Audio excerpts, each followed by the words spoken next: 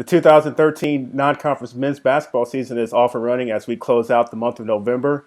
And here to talk about it with us, what we've seen so far, is our NBC basketball analyst, Adam Emmenecker. Adam, how are you doing?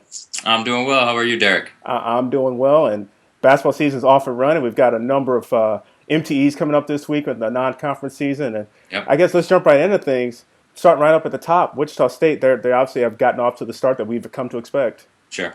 Yeah, when you look at Wichita State, I think this is a team we're going to be talking about a lot throughout the course of the year. Starting out 5-0, you look at their schedule, the teams they're playing combined 5-14. So it's not like they're going through a murderer's row of opponents. But what I like that they've done so far is they've taken care of business. They've won every game by 14 plus. And the other thing, even though they haven't been tested, we're still seeing balance out of their lineup. At the beginning of the year, we talked about Clay Anthony early and Ron Baker, guys that I picked for my preseason first team all-league.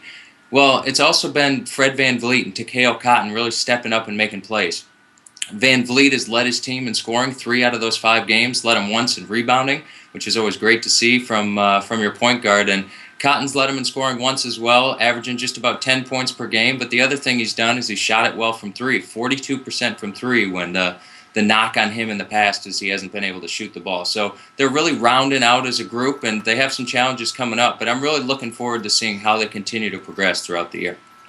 We talk about progression there. One guy that's obviously made a tremendous progression from last year to this year has been Evansville's DJ Balentine.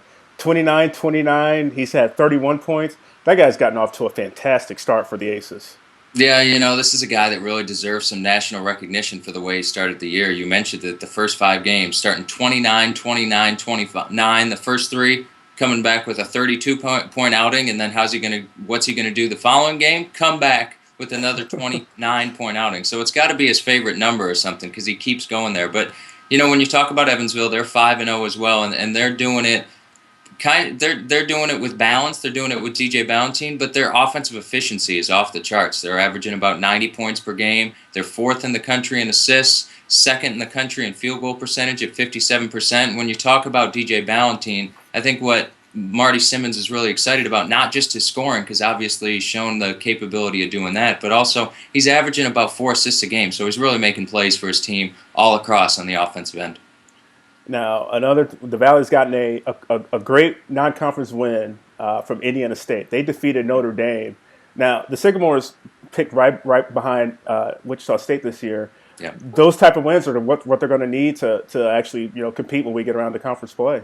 It is, and those are the types of games we're going to talk about come March. If Indiana State's going to be 2nd in the conference, that means they could be a potential bubble team for the NCAA tournament, and that's going to be their goal with the veteran group they have. And you look at their record; they're 3-1.